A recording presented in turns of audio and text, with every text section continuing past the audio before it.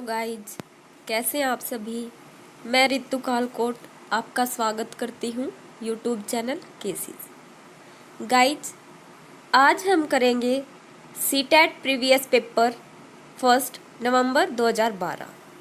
Guys, हम इसमें करेंगे child development and pedagogy section. तो गाइज, इसका फर्स्ट क्वेश्चन है, बहुबुद्धि सिद्धांत निम्नलिखित निहितार्थ देता है सिवाय किसके सिवाय, ये बताना। तो फर्स्ट ऑप्शन है बुद्धि बहुबुद्धि इसके लिए ऑप्शन दिए हुए हैं हमें 4, उनमें से देखना है। फर्स्ट ऑप्शन है बुद्धि प्रक्रमण संक्रियाओं का एक विशिष्ट समुच्चय है जिसका उपयोग एक व्यक्ति द्वारा समस्या समाधान के लिए किया जाता है। बी ऑप्शन विषयों को विभिन्न तरीकों से प्रस्तुत किया जा सकता है। सी विविध तरीकों से सीखने का आकलन किया जा सकता है। और डी ऑप्शन है संवेगात्मक बुद्धि या बुद्धि लब्धि से संबंधित नहीं है। तो गाइज, बहुबुद्धि सिद्धांत किसने दिया था? हावर्ड गार्डनर के द्वारा दिया गया है।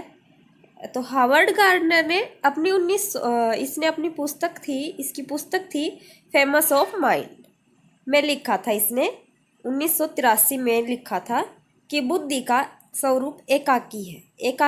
एकाकी न होकर बहुकार की होता है।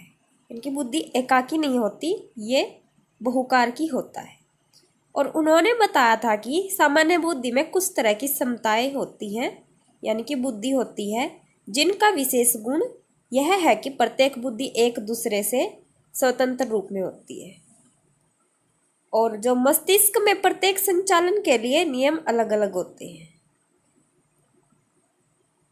तो गाइज, बहुबुद्धि सिद्धांत की परिभाषा क्या होगी?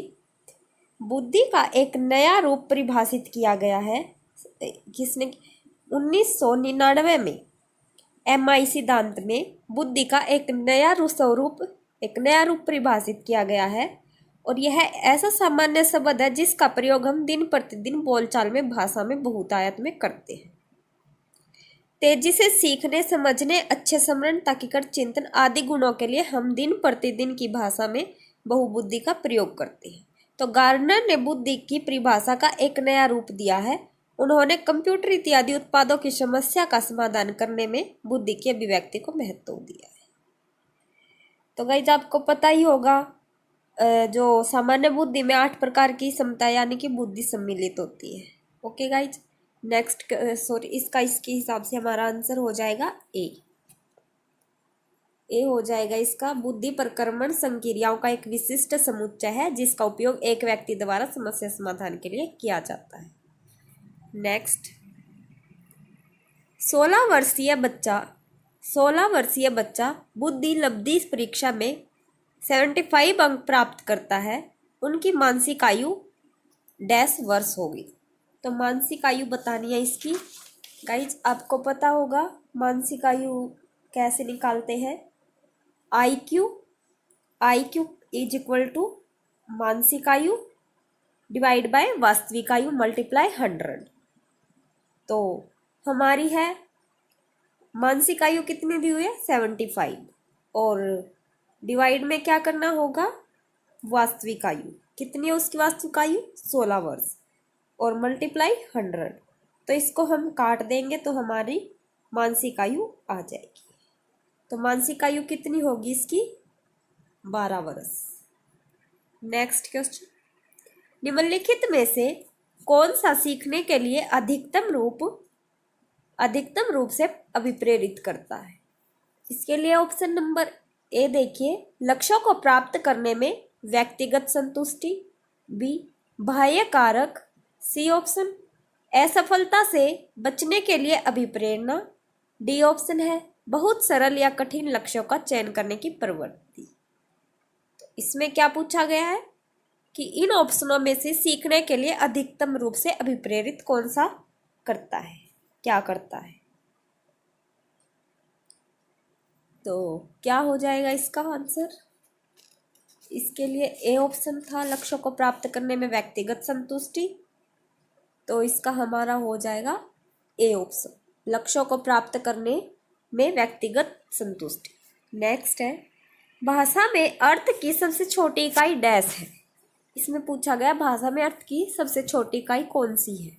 ए ऑप्शन है संकेत प्रयोग विज्ञान यानी कि प्रैग्मेटिक्स और बी है वाक्य, सी रूपिम और डी ऑप्शन है सवर्ण।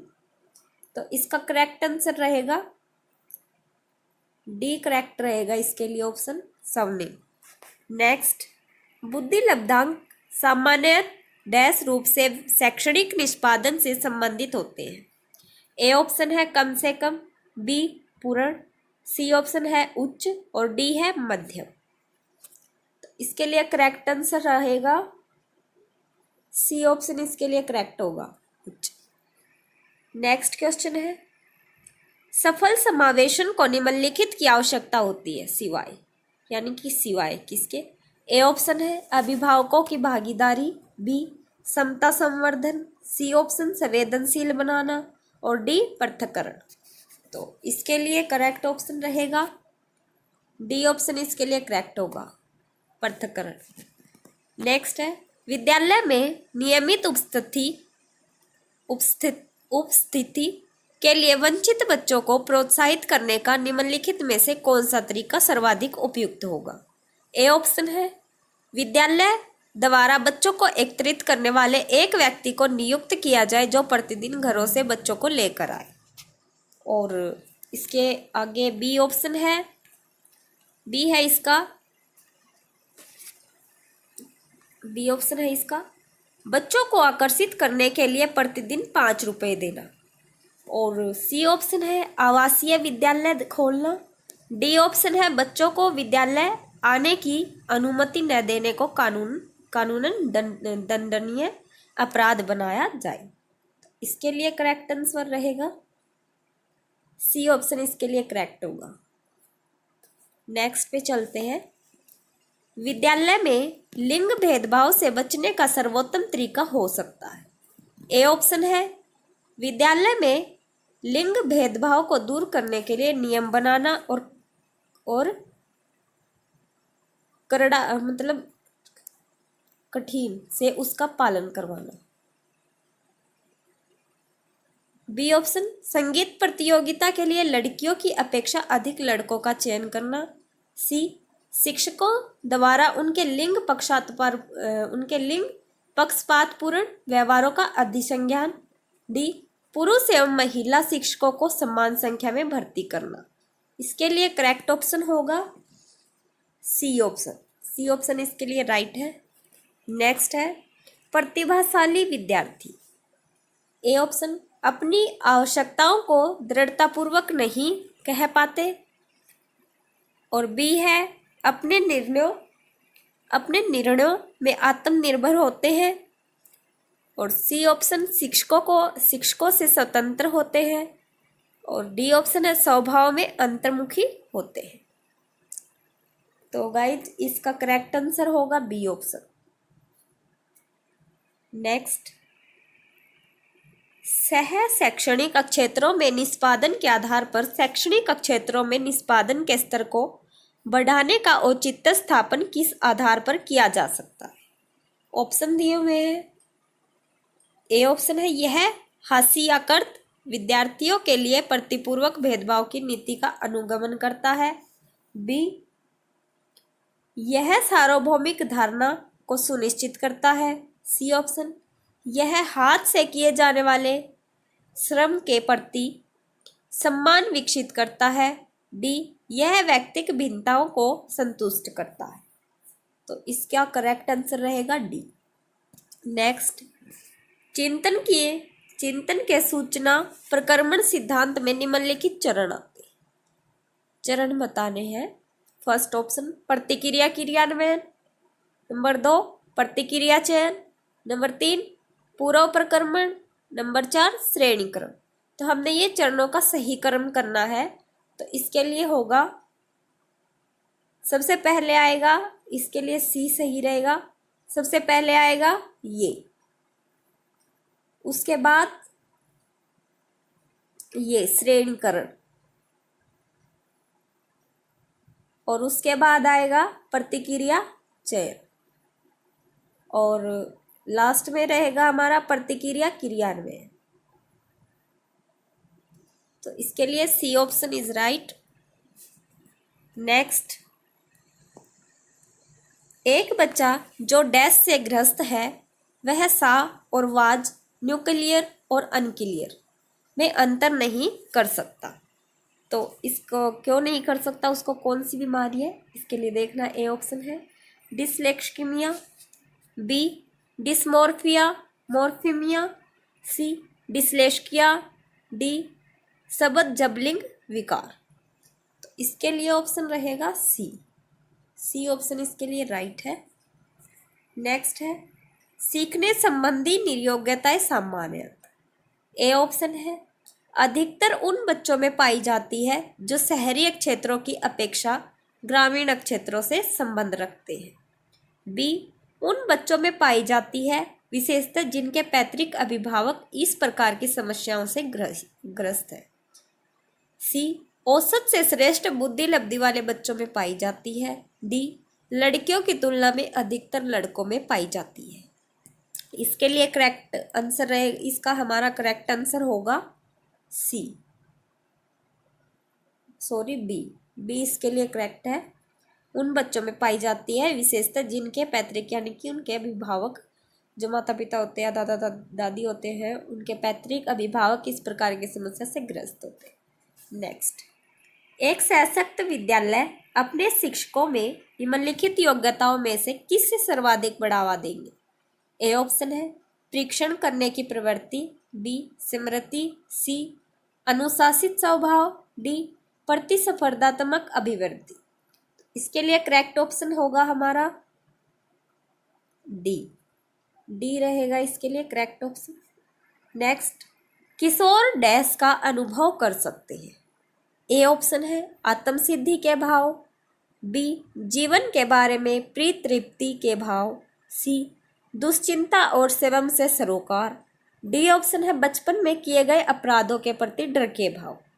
तो इसके लिए करेक्ट ऑप्शन रहेगा सी ऑप्शन इसके लिए करेक्ट होगा दुश्चिंता और स्वयं से सरोकार। नेक्स्ट, शारीरिक रूप से असक्षम बच्चों को सामान्य डैश होता है। शारीरिक रूप से पूछा इसने।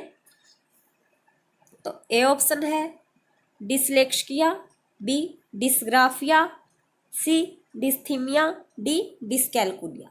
तो गाइज इसके लिए सही ऑप्शन होगा, ये बहुत बार आ चुके हैं ये क्वेश्चन और ये हर पेपर में आते हैं, वेरी इंपॉर्टेंट क्वेश्चन। तो डिस्ग्राफिया क्या होता है?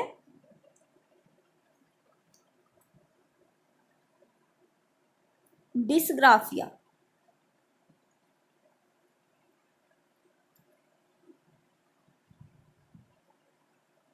ये बच्चे में असमता पाई जाती है डिस्ग्राफिया की, इसको गतिक कौशल भी बोलते हैं। इसमें ऑर्थोपेडिक रूप से प्रभावित बच्चे जो गंभीर ऑर्थोपेडिक से प्रभावित हैं उनके शैक्षिक प्रदर्शन पर प्रतिकूल असर पड़ता है। कुछ रोगों जैसे द्विमेरुता, पक्षपात, विच्छेदन, मांसपेशियां, गठिया, हड्डी और रोग तथा जन्मजात विकृति इसमें शामिल होते हैं। और ये शारीरिक असक्षमता वाले बच्चों में अंग संचालन की समस्याएं पाई जाती हैं। मतलब कह सकते हैं जो शारीरिक रूप से अयोग्य बच्चे हैं उनमें डिस्ग्राफिया होता है। इसमें शारीरिक असक्षमता वाले बच्चों में अंग संचालन की समस्या पाई जाती है। अंग संचालन के दोषों का संबंध मांसपेशियों एवं शरीर से जोड़ों से है जो अंगों तथा हाथ पैरों को प्रभावित करते हैं। इस प्रकार के बच्चे अकेले उठ बैठ अथवा चल नहीं सकते। तो इसमें अयोग्य बच्चे होते हैं असमान तरीके से चलना या भागना। 2 नंबर है बहुत अनाड़ी हो सकते हैं। और नंबर 3 कह सकते हैं विशेष रूप से असमान जमीन पर आसानी से ठोकर लगने के बाद गिर जाते हैं।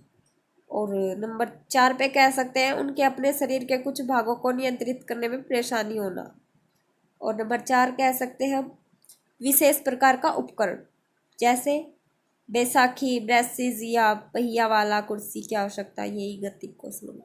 तो गाइज इसका सही ऑप्शन होगा हमारा, इसके लिए सही ऑप्शन रहेगा बी, डिस्ग्राफिया। इसको हम ऑर्थोपेडिक भी कहते हैं। नेक्स्ट, आंशिक पुनर्बलन, ए ऑप्शन है। पशुओं को प्रशिक्षित करने में सर्वाधिक कार्य करता है, बी। सतत पुनर्बलन की अपेक्षा अधिक प्रभावी होता है, सी ऑप्शन। सतत पुनर्बलन की अपेक्षा कम प्रभावी होता है, डी ऑप्शन। वास्तविक कक्षा कक्ष में अनुप्रयुक्त नहीं किया जा सकता। तो गाइज इसके लिए करेक्ट ऑप्शन रहेगा बी, बी इसके लिए करेक्ट होगा। नेक्स्ट है, वाइगोस्की के सिद्धांत का निहितार्थ है, ए ऑप्शन है इसका।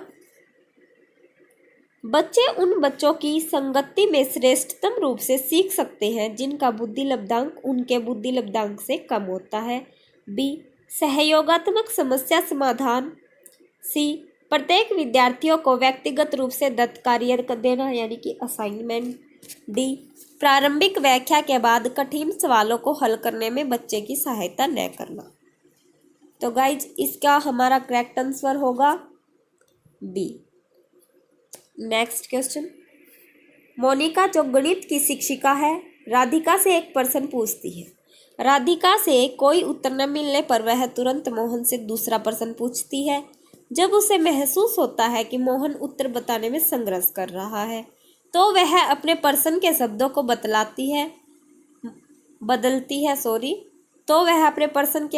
बदलती है। मोनिका की यह प्रवृत्ति यह प्रदर्शित करती है कि वह, इसके लिए ऑप्शन है ए, मोहन का पक्ष लेकर लिंग भूमिकाओं में रूढ़िबद्धता को बढ़ावा दे रही है, बी। राधिका को किसी उलझनपूर्ण स्थिति में नहीं डालना चाह रही, और सी ऑप्शन है, सी है, इस तथ्य से पूर्णतः परिचित है कि राधिका सवालों के जवाब देने के योग्य नहीं है, और डी है, अपने सवाल के प्रति थोड़ा घबरा गई है। तो गाइज इसका करेक्ट आंसर होगा हमारा, इसका करेक्ट आंसर रहेगा ए। नेक्स्ट पे चलते हैं। नेक्स्ट क्वेश्चन है हमारा, सीखने के लिए आंकलन निम्नलिखित का ध्यान रखता है सिवाय, ए ऑप्शन है। विद्यार्थियों की त्रुटियां, बी। विद्यार्थियों की अधिगम शैलियां, सी। विद्यार्थियों की क्षमताएं, डी। विद्यार्थियों की आवश्यकताएं। इसका करेक्ट आंसर रहेगा हमारा डी। नेक्स्ट, एक समान जुड़वा भाइयों में से एक की सामाजिक आर्थिक रूप से धनाढ्य परिवार द्वारा गोद लिया जाता है और दूसरे को एक निर्धन परिवार द्वारा। 1 वर्ष के बाद उनके बुद्धि लब्धांक के बारे में निम्नलिखित में से क्या अवलोकित होने की सर्वाधिक संभावना है? क्या सर्वाधिक होने की संभावना, इसके लिए ऑप्शन दिए हुए हैं। ए ऑप्शन है, सामाजिक आर्थिक स्तर बुद्धि लब्धांक को प्रभावित नहीं करता, बी। निर्धन परिवार वाले लड़के की अपेक्षा धनी सामाजिक आर्थिक परिवार वाला लड़का अधिक अंक प्राप्त करेगा, सी। दोनों समान रूप से अंक प्राप्त करेंगे, डी। धनी सामाजिक आर्थिक परिवार वाले लड़के की अपेक्षा निर्धन परिवार वाला लड़का अधिक अंक प्राप्त करेगा। इसका करेक्ट आंसर हो जाएगा ए, सामाजिक आर्थिक स्तर बुद्धि लब्धांक को प्रभावित नहीं करता। तो नेक्स्ट क्वेश्चन है, इस क्वेश्चन में ये यही बताना चाह रहा है कि जो सामाजिक आर्थिक स्तर होता है वो बुद्धि लब्धांक को प्रभावित नहीं करता। नेक्स्ट है हमारा, निम्नलिखित में से कौन सा सूक्ष्म गतिक कौशल का उदाहरण है? ए ऑप्शन चढ़ना, बी फुदकना, सी दौड़ना, डी ऑप्शन है लिखना। तो गाइज इसका हमारा करेक्ट आंसर हो जाएगा, इसका करेक्ट आंसर रहेगा डी। नेक्स्ट, निम्नलिखित में से कौन सी विशेषता समस्या समाधान उपागम का विशेष चिन्ह है? ए ऑप्शन, समस्या केवल एक सिद्धांत या प्रकरण पर आधारित होती है, बी।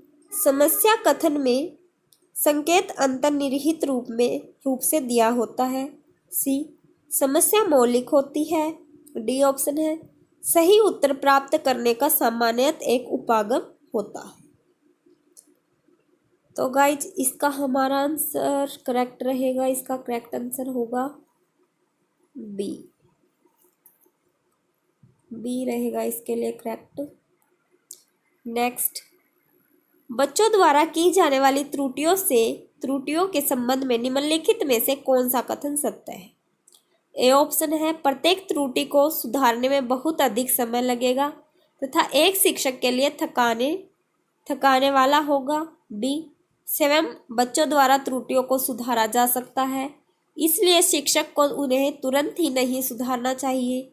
सी ऑप्शन, यदि एक शिक्षक कक्ष में सभी बच्चों की त्रुटियों को सुधारने योग्य नहीं है तो यह संकेत करता है कि शिक्षक शिक्षा की व्यवस्था असफल है।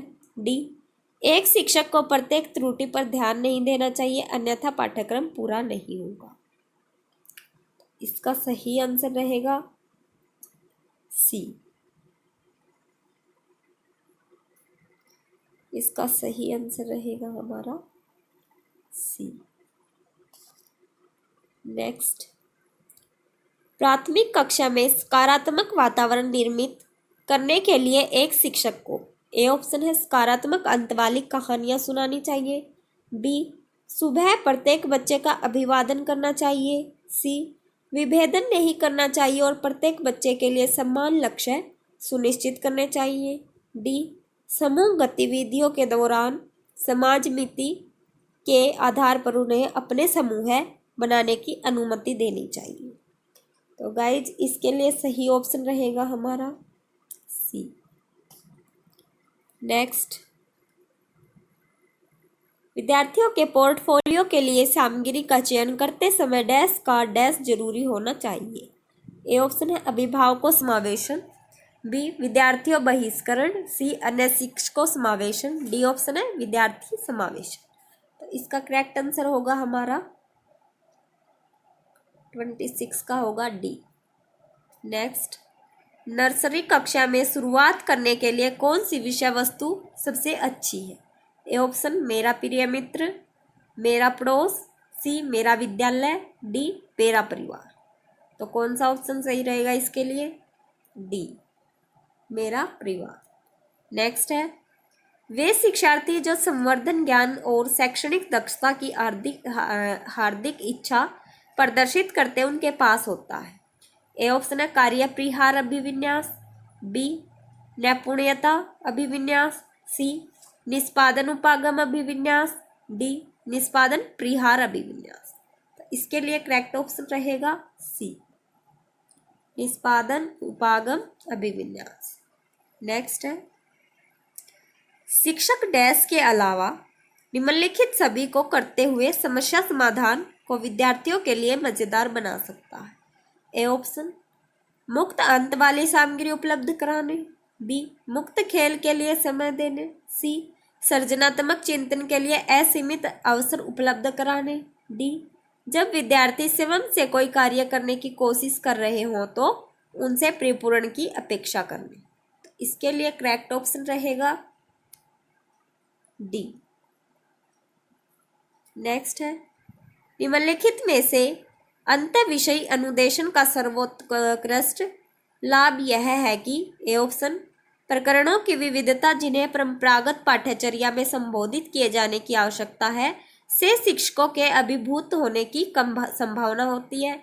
बी, विद्यार्थियों में विभिन्न विषय क्षेत्रों के विशेष प्रकरणों के प्रति नापसंदगी विकसित होने की कम संभावना होती है। सी, पाठ योजना बनाने और गतिविधियों में शिक्षकों को अधिक लचीलेपन की अनुमति होती है। डी, विद्यार्थियों को सीखे गए नए ज्ञान का बहु संदर्भों में अनुप्रयोग करने और सामान्यीकृत करने के अवसर दिए जाते हैं।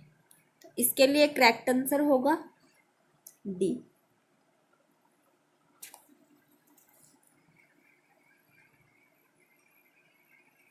तो गाइज आज के लिए इतना ही। अगर आपको हमारा चैनल पसंद आता है तो चैनल को लाइक, शेयर और सब्सक्राइब जरूर करें। Thank you guys.